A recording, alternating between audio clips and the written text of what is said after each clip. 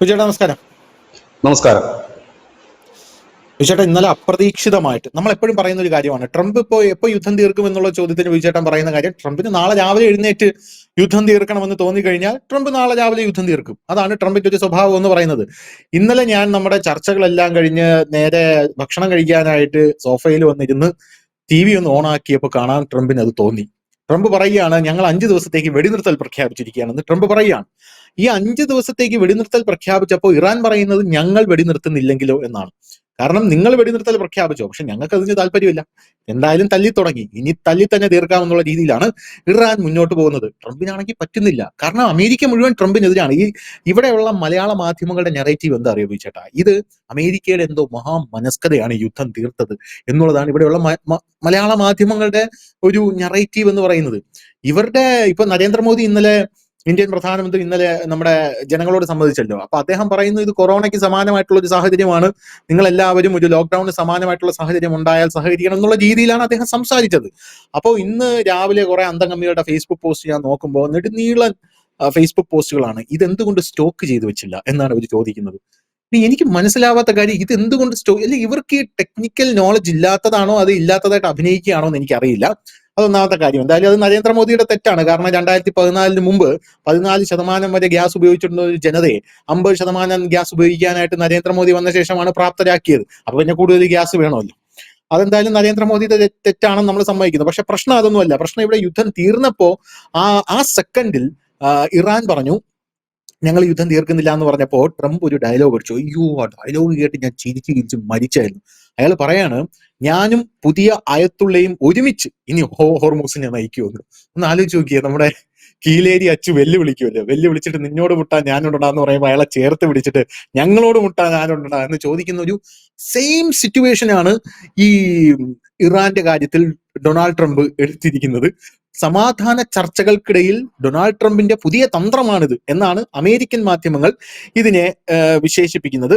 പക്ഷേ ഇതിനകത്ത് 5 രാജ്യങ്ങൾ സമാധാനത്തിനായി നിരന്തരം ശ്രമിക്കുന്നുണ്ട്. അതിലൊന്ന് ഇന്ത്യയാണ്. ഇന്ത്യ, ഒമാൻ, തുർക്കി, ഈജിപ്റ്റ്, പിന്നെ ഒരു രാജ്യം കൂടെ ഉണ്ട്. ആ രാജ്യത്തിന്റെ പേര് ഞാൻ മറന്നുപോയി. എന്തായിരുന്നാലും ഇങ്ങനെ ഒരു സാഹചര്യത്തിലാണ് നിൽക്കുന്നത്. എണ്ണവില ഇടിഞ്ഞു, സ്വർണ്ണവില കൂടി, ലോകത്ത് സമാധാനം പുലരുമെന്ന ഉറപ്പിൽ ഇപ്പോ നമ്മുടെ രാജ്യം ഇറാനുമായിട്ടുള്ള ക്രൂഡ് ഓയിൽ വാങ്ങിക്കാനുള്ള തയ്യാറെടുപ്പ് നടത്തുകയാണ്. കാരണം അത് ഉപരോധത്തിലാണ്. നമ്മളിപ്പോ ഏറ്റവും കൂടുതൽ ക്രൂഡ് ഓയിൽ ഒരു സമയത്ത് നമുക്ക് വന്നുകൊണ്ടിരുന്ന ഇറാനിൽ നിന്നാണ്. ആ ഉപരോധം മാറ്റി അത് വാങ്ങിക്കാനുള്ള നീക്കം ഓൺ ദ സ്പോട്ടിൽ നരേന്ദ്രമോദി നടത്തി എന്നുള്ളതാണ് ഇതിനകത്ത് നമുക്ക് ചെയ്യാൻ പറ്റുന്ന ഏറ്റവും കിടിലമായിട്ടുള്ള മൂവ്. പക്ഷേ അമേരിക്കക്കകത്ത് US-ലെ ടെക്സാസിലെ ഓയിൽ റിഫൈനറിയിൽ സ്ഫോടനം നടന്നിട്ടുണ്ട്, തീപിടുത്തം. ഈ ഡൊണാൾഡ് ട്രംപ് പറഞ്ഞതിന് ശേഷവും ഇസ്രായേൽ വലിയ അറ്റാക്ക് നടത്തിയിട്ടുണ്ട്.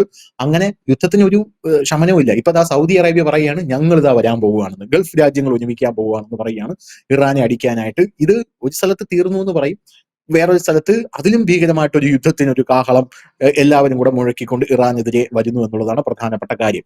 എന്താണ് ഈ വിഷയം? യഥാർത്ഥത്തിൽ ഒരു ചക്ക കുഴയും പോലെ കുഴഞ്ഞു കിടക്കുകയാണ്. നമുക്കിത് എങ്ങനെ ഒന്ന് അനലൈസ് ചെയ്ത് വേർതിരിച്ചെടുക്കാൻ പറ്റും, എന്താണ് നെല്ല്, എന്താണ് പതിര് എന്നുള്ള രീതിയിൽ? ഇത് ശരിക്കും പറഞ്ഞാല് സംഘർഷം അവസാനിപ്പിക്കാതെ തരമില്ല എന്ന തരത്തിലേക്ക് പോയി. നമ്മൾ കഴിഞ്ഞ ദിവസങ്ങളിലെല്ലാം ചർച്ചയിൽ പറഞ്ഞു, ട്രംപ് കൊണ്ട് തല വെച്ച് പോയി, ഇനി അത് ഊരിയെടുക്കണം. ഊരിയെടുക്കാൻ കാണിക്കുന്ന പെടാപ്പാടാണ്. കാരണം ഒന്ന്, അത്യാവശ്യം നല്ല ഈഗോ ഉള്ള ഒരു മനുഷ്യനാണ് അദ്ദേഹം. കാരണം എല്ലാം എന്റെ വക, യുദ്ധം തുടങ്ങുന്നത് ഞാൻ, അവസാനിപ്പിക്കുന്നത് ഞാൻ, എല്ലാം ഞാൻ എന്നൊരു ഒരു ചിന്താഗതിയുള്ള ഒരു മനുഷ്യനാണ് അദ്ദേഹം. അതുകൊണ്ട് തന്നെ ഇതിനകത്ത് ഇടപെടുന്ന രാജ്യങ്ങൾക്ക് ഒരു പരിമിതിയുണ്ട്. കാരണം നമ്മളെല്ലാം കൂടെ ഇടപെട്ടത് സോൾവ് ആക്കാൻ പോയി കഴിഞ്ഞാൽ ഇദ്ദേഹത്തിന്റെ വായി വരും, എന്റെ അടുത്ത് എല്ലാവരും കൂടെ കാല് പിടിച്ചെന്ന് വേണമെങ്കിൽ ആക്കും. ഇങ്ങനെയൊക്കെ പറയുന്ന ഒരു മനുഷ്യനാണ് അദ്ദേഹം. ഇതാണ് ഒരു രീതി ഇതിനകത്ത്. ഇവിടെ ശ്രദ്ധേയമായ ഒരു കാര്യം, അമേരിക്കയെ സംബന്ധിച്ച് ഈ യുദ്ധം മുമ്പോട്ട് കൊണ്ടുപോകാൻ ട്രംപിന് ഒരിക്കലും താല്പര്യമില്ല. ഇനി ട്രംപ് ഇപ്പോൾ കുറ്റപ്പെടുത്തി തുടങ്ങി. നെതന്യാഹു ആണ് എന്നെ കുഴി കൊണ്ട് ചാടിച്ചെന്നുള്ള രീതിയിൽ അദ്ദേഹം സംസാരിച്ചു. നെതന്യാഹു പറഞ്ഞു, ഇപ്പൊ 42 മണിക്കൂറിന് തീരും, പെട്ടെന്ന് 4 ദിവസത്തിനുള്ളിൽ തീരും എന്ന് പറഞ്ഞിട്ടാണ് എന്നെ ഈ കളത്തിലിറക്കിയത്. അവസാനം ഞാൻ പെട്ടു എന്നുള്ള രീതിയിലാണ്. പിന്നെ എന്റെ യുദ്ധ സെക്രട്ടറി എന്നെ ട്രാപ്പിലാക്കി. അദ്ദേഹം പറഞ്ഞത് തുടങ്ങിക്കോ, ബാക്കിയൊക്കെ നമുക്ക് നോക്കാമെന്ന് പറഞ്ഞു. എല്ലാവരും കൂടെ എന്നെ തള്ളിവിട്ടു, ഞാൻ പെട്ടു എന്ന് തന്നെയാണ് അദ്ദേഹം പറഞ്ഞത്. വളരെ ക്ലിയർ ആണത്. അതിനെ നമ്മൾ ആലങ്കാരികമായിട്ടൊക്കെയാണ് അന്തർദേശീയ മാധ്യമങ്ങൾ പറയുന്നത്. പക്ഷെ ഈ രീതിയിൽ വന്നിട്ട് ഈ ഇറാൻ ഇതേ രീതിയിൽ തിരിച്ചടിക്കുമെന്നോ ഇതുകണക്കുള്ള ഗുലുമാലുകളൊക്കെ ഒപ്പിക്കുമെന്നോ സ്വപ്നത്തിൽ പോലും ട്രംപ് കരുതിയില്ല. അവര് പണ്ട്, ഞാൻ പറഞ്ഞില്ല, കഴിഞ്ഞ തവണത്തെ ഇത് നടത്തും, ഞാൻ മനുഷ്യൻ തമ്മിൽ തന്നെയാണ് ഇങ്ങനെ ഇരുന്ന് ചർച്ച നടത്തിയത്. അന്ന് ഞാൻ പറഞ്ഞു, ഇതൊരു ഡ്രാമയാണ്, ഇറാൻ കൂടി അനുവദിച്ചിട്ടാണ് അമേരിക്ക കൊണ്ടുവന്നിട്ട് ഈ ബോംബിട്ടിട്ട് പോകുന്നത്, അവരുടെ ഏതൊക്കെയോ കൂട്ടിക്കെട്ടി ഗോഡൌണിലാണ് ഈ ബോംബിട്ടിരിക്കുന്നത്, വെറുതെ ഇത് തള്ളുന്നതാണെന്ന് പറഞ്ഞു. ഇന്ന് അവർ റിയൽ യുദ്ധം ആരംഭിച്ചപ്പോൾ കഥ മാറി. അപ്പം ഈ കരുത്ത് അവർക്ക് അന്നും ഉണ്ടായിരുന്നല്ലോ. ഒരു 2025 ജൂൺ മാസത്തിലായിരുന്നു ആ ആക്രമണം നടന്നത്. ആ ഒരു വർഷത്തിന് മുമ്പ് ഈ കരുത്ത് ഇറാനുണ്ടായിരുന്നു. അപ്പം അതൊരു അഡ്ജസ്റ്റ്മെന്റ് ആണെന്ന് ഇപ്പൊ മനസ്സിലായി തുടങ്ങുന്നുണ്ട്. ഇവിടുത്തെ ഒരു പ്രശ്നം വെച്ചാൽ ഹോർമിസ് പിടിച്ചെടുക്കുക എന്നുള്ളത് വളരെ എളുപ്പമുള്ളൊരു കാര്യമല്ലെന്ന് ഇപ്പൊ ട്രംപിന് മനസ്സിലാക്കി. ഇത് നമ്മൾ പണ്ടേ പറയുന്നതാണ്. അത് പിടിച്ചെടുക്കാൻ കഴിയില്ല. അത് പിടിച്ചെടുത്താൽ ഇത് ഉപയോഗിക്കാൻ കഴിയില്ല. ഇത് ട്രംപിന് ബോധ്യമായി തുടങ്ങിയിരിക്കുന്നു. മറ്റു രാജ്യങ്ങളൊന്നും സഹായത്തിന് എത്തില്ല എന്ന് വിശ്വാസം വന്നു തുടങ്ങിയിരിക്കുന്നു. ഈ ഒരു സാഹചര്യത്തിൽ എങ്ങനെയെങ്കിലും ഊരാനായിട്ട് പല വഴിക്ക് നേരത്തെ 3 ദിവസം മുമ്പ് തന്നെ നെതന്യാഹു പറഞ്ഞു. ഞാൻ പറഞ്ഞില്ല, ഇസ്രായേലിന്റെ ലക്ഷ്യം നേടിക്കഴിഞ്ഞിരിക്കുന്നു ഓൾറെഡി. അവർക്ക് ഇനി ഈ യുദ്ധത്തിൽ ഒരു താല്പര്യവും ഇല്ല. പിന്നെ ട്രംപിനെ കൊണ്ടുവന്ന സ്ഥിതിക്കും ട്രംപിന്റെ കൂടെ നിൽക്കുന്നു എന്നുള്ളതിന്റെ കാരണത്തിൽ മാത്രമാണ് ഇസ്രായേൽ ഇപ്പൊ കൂടെ നിൽക്കുന്നത്. കാരണം അവരുടെ ഒരു ലക്ഷ്യം എന്ന് വെച്ച് കഴിഞ്ഞാൽ ഒക്ടോബർ 7 അടക്കം അവരുടെ രാജ്യത്ത് നടക്കുന്ന മുഴുവൻ ഭീകരവാദ പ്രവർത്തനങ്ങളുടെയും സ്ഥിരാകേന്ദ്രമായിരുന്ന ഖമേനിയുടെ കുടുംബങ്ങളും ഇല്ലെങ്കിൽ അതിന്റെ ആ പിൻതലമുറക്കാരും ഈ ഭൂമുഖത്ത് നിന്ന് തുടച്ച് നീക്കണം എന്നുള്ളതായിരുന്നു ജൂതന്റെ ഏറ്റവും വലിയ സ്വപ്നം. അതായത് ഇതുപോലെയുള്ള ഒരു ആഘോഷത്തിനിടയിലായിരുന്നല്ലോ ഭീകരവാദികൾ ആക്രമണം നടത്തിയത്. അതിന് സമാനമായിട്ട് റംദാൻ നാളിലും സ്വസ്ഥത കൊടുക്കാതെ തുടരെ ബോംബിട്ടുകൊണ്ട് ഇസ്രായേലിന്റെ പ്രതികാരം പൂർണ്ണമായി തീർത്തു കഴിഞ്ഞു. പക്ഷെ ഇവിടെ സംഭവിച്ചത് എന്താണെന്ന് വെച്ചാൽ തലകൊണ്ടിട്ടുപോയ നമ്മുടെ ട്രംപാണ് പെട്ടത്. ഇസ്രായേലിനെ സംബന്ധിച്ച് ഇതിനകത്ത് വലിയ റിസ്ക് എടുക്കേണ്ട കാര്യവുമില്ല. ഇവരാരുമായിട്ടും തന്നെ ബന്ധമോ കാര്യങ്ങളോ ഒന്നും തന്നെ ഇല്ല അവിടെ. അപ്പൊ എന്ത് പറ്റിയെന്ന് വെച്ച് കഴിഞ്ഞാൽ ഇതിനകത്ത് കഴിഞ്ഞ കുറെ ദിവസങ്ങളായിട്ട് വളരെ സജീവമായിട്ട് തന്നെ ഇതിന്റെ ഈ സമാധാന ചർച്ചകൾ പാകിസ്ഥാനിൽ വെച്ച് നടക്കുമെന്നാണ് ഇപ്പൊ കേൾക്കുന്ന പുതിയ വാർത്ത. പക്ഷെ ഈ സമാധാന ചർച്ചകൾ നടക്കുന്നു. ഇവിടെ ശ്രദ്ധേയമായ ഒരു കാര്യമുണ്ട്. ഇന്ത്യൻ പ്രധാനമന്ത്രി ഫ്രാൻസിനെ വിളിച്ചിരുന്നു. അതിനുശേഷം നമ്മൾ ഒമാനെയാണ് വിളിച്ചത്. അതിനുശേഷം ഈജിപ്ഷ്യൻ ഭരണാധികാരികളെ പ്രധാനമന്ത്രി നരേന്ദ്രമോദി നേരിട്ട് വിളിക്കുകയും ഇറാനുമായി സംസാരിക്കുകയും ചെയ്തിരുന്നു. ഇപ്പോൾ നമുക്ക് മനസ്സിലാക്കാൻ കഴിയും ഈ സമാധാനത്തിന്റെ ചർച്ചകൾ ഉരുത്തിരിഞ്ഞു വരുന്ന 2 രാജ്യങ്ങൾ. ഒന്ന് ഫ്രാൻസ് ഇന്നലെ മിനിഞ്ഞാന്നൊരു പ്രസ്താവന നടത്തിയിരുന്നു. ഫ്രാൻസ് പറഞ്ഞത് ഇറാന്റെ ഊർജ്ജ കേന്ദ്രങ്ങളിൽ നേർക്ക് ആക്രമണം നടത്തരുതെന്ന്. നമ്മൾ ഇന്ന് ഡിസ്കസ് ചെയ്ത കഴിഞ്ഞ ദിവസം അത് നടത്തരുതെന്ന് പറഞ്ഞു. അത് എപ്പോഴാണ് പറഞ്ഞത്? മോദിയും മാക്രോണും തമ്മിലുള്ള സംസാരത്തിന് ശേഷമാണ് ആ പ്രസ്താവന വരുന്നത്. ഇറാന്റെ ഊർജ്ജ കേന്ദ്രങ്ങൾ അടിക്കരുത് എന്ന് മാക്രോൺ പറഞ്ഞു. അങ്ങനെ ചെയ്താൽ അത് ദൂരവ്യാപക പ്രത്യാഘാതങ്ങൾ ഉണ്ടാകും. ആ മേഖലയിലെ ഊർജ്ജ പ്രതിസന്ധി വളരെ രൂക്ഷമാക്കുമെന്ന് പറഞ്ഞു. അത് ഒരുപക്ഷെ ഇറാന്റെ പ്രസിഡന്റ് മോദിയുമായി ഡിസ്കഷൻ നടത്തിയതിന്റെ ഭാഗമായിട്ടായിരിക്കാം അങ്ങനെ ഒരു ഡയലോഗ് വന്നത്. അതിനുശേഷം പിന്നെ അതാണ് ഇപ്പോൾ വന്നിരിക്കുന്നത്. ഈജിപ്ത് ഇതിൽ വളരെ സജീവമായി തന്നെ ഇടപെടുന്നു. ഒമാൻ ഇതിൽ സജീവമായി തന്നെ ഇടപെടുന്നു. അതായത് ഈ ഇന്ത്യൻ പ്രധാനമന്ത്രി സംസാരിച്ച ഇത്രയും നേതാക്കൾ അതിൽ സജീവമായി ഇടപെടുന്നു. പാകിസ്ഥാൻ പക്ഷേ അതിന്റെ വേദിയായി മാറുന്നതിന്റെ കാര്യം ഒരു 3ാം കക്ഷി എന്ന നിലയിൽ, ഒരു 3ാമത്തെ രാജ്യം എന്ന നിലയിലാണ്. പ്രത്യേകിച്ച് പാകിസ്ഥാൻ വലിയ റോളൊന്നും ഈ കളിയിലില്ല. അപ്പൊ അവിടെ പക്ഷെ ട്രംപ് പറഞ്ഞിട്ടുണ്ടാകും നമുക്ക് അവിടെ വെച്ചാകാം എന്ന് പറയുന്നു. എന്നാൽ വേദിക്ക് വേണ്ടി തുർക്കിയും ഇപ്പോൾ പിടിതുടങ്ങിയിട്ടുണ്ട്. തുർക്കിയിൽ വെച്ചാകണം എന്നുള്ള രീതിയിൽ തുർക്കി ഇപ്പോൾ രംഗത്ത് വന്നിട്ടുണ്ട്. അതായത് മാളത്തിലിരുന്ന ടീമൊക്കെ ഇപ്പോൾ പുറത്ത് നീട്ടി വന്നിട്ടുണ്ട്. ഇതിനിടയിൽ ഇറാൻ മുമ്പോട്ട് കുറെ നിർദ്ദേശങ്ങൾ ഇപ്പോൾ വെച്ചിട്ടുണ്ട്. അതാണ് ഇപ്പോൾ ചർച്ചാ വിഷയമായി മാറിയിരിക്കുന്നത്. ഇറാൻ പറഞ്ഞു ശരി ഞങ്ങൾ യുദ്ധം നിർത്താൻ തയ്യാറാണ്, പക്ഷെ കുറെ ഡിമാൻഡുകളുണ്ട്. ഒന്ന്, ജീവിതത്തിൽ ഒരിക്കലും ഇറാനെ നിങ്ങൾ ആക്രമിക്കരുത്. 1. 2, പശ്ചിമേഷ്യയിലുള്ള നിങ്ങളുടെ താവളങ്ങളെല്ലാം പൂട്ടിക്കെട്ടണം.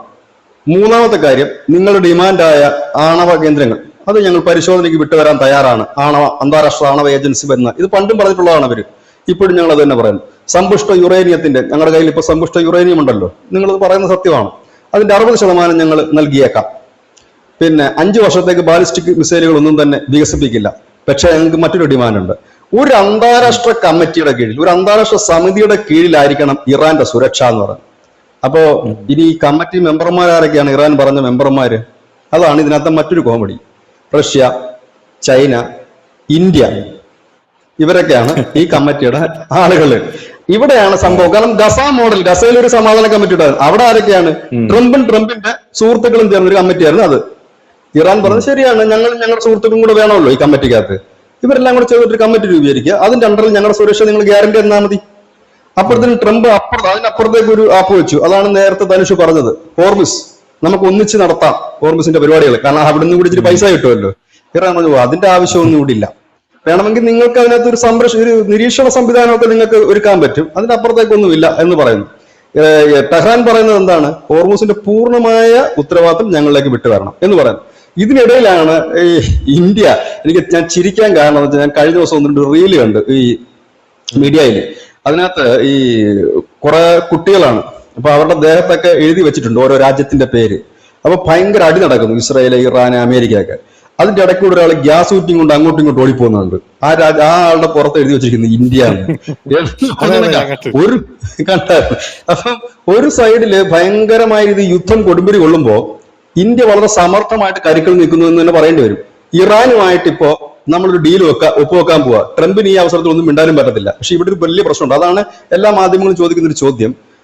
ഇതില് എങ്ങനെയാണ് ക്യാഷ് ട്രാൻസാക്ഷൻ, അത് ഇന്ത്യ ഇതുവരെ വെളിപ്പെടുത്തിയിട്ടില്ല. കാരണം നിലവിൽ ഡോളറിലോ യൂറോയിലോ മറ്റിതിലോ ഇറാനുമായി ക്യാഷ് ട്രാൻസാക്ഷൻ നടത്താൻ കഴിയില്ല.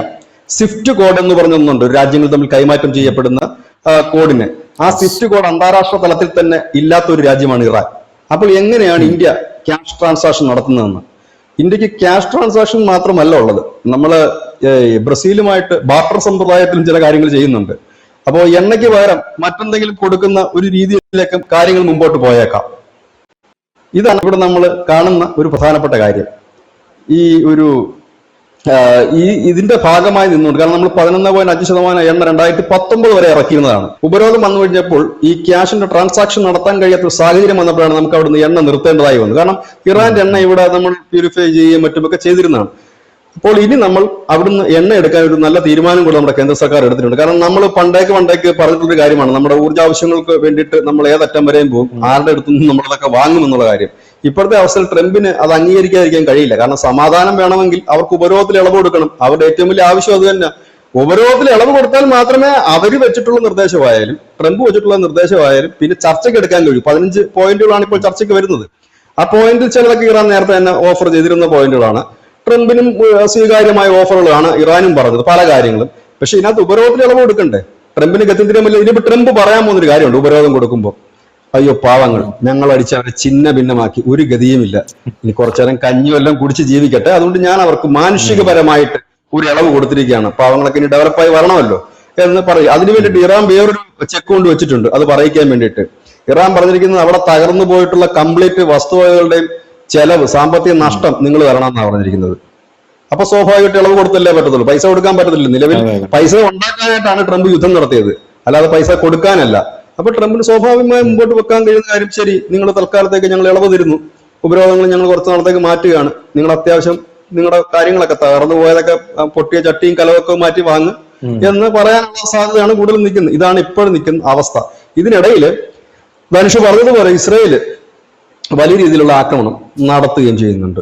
ഇതാണ് ഇപ്പോൾ ആത്യന്തികമായി. ഇതിനകത്ത് ആര് ജയിച്ചു എന്ന് ചോദിച്ചാൽ സിമ്പിളായിട്ട് വളരെ എളുപ്പത്തിൽ പറയാൻ കഴിയും, ഇറാൻ ജയിച്ചു എന്ന് തന്നെ പറയാൻ കഴിയും. കാരണം 24 ദിവസം മുട്ടിലെഴഞ്ഞു കിടന്ന് ഈ പരാക്രമം മുഴുവൻ നടത്തിയിട്ട് അവസാനം ഒരു സുപ്രഭാതത്തിൽ വെടിനിർത്തലും പറഞ്ഞ് ഗ്യാരണ്ടിയും പറഞ്ഞ്, പിന്നെ ട്രംപിന്റെ പിടുവാത്തരായതുകൊണ്ട് എല്ലാം എന്റെ തലയിൽ കൂടാണ് പോയെന്ന് വേണമെങ്കിൽ പറയാം. പെഷസ്കിയാനും പിന്നെ പുതിയ ആളും ഒക്കെ എന്റെ കാലെ കെട്ടി വീണ് കരയുകയായിരുന്നു വേണം പറയാം. അത്രയേ ഉള്ളൂ. ഈ യുദ്ധത്തിലെ ഹീറോ ആരാന്ന് ചോദിച്ചാൽ അത് ഇറാൻ മാത്രമാണെന്ന് പറയേണ്ടി വരും.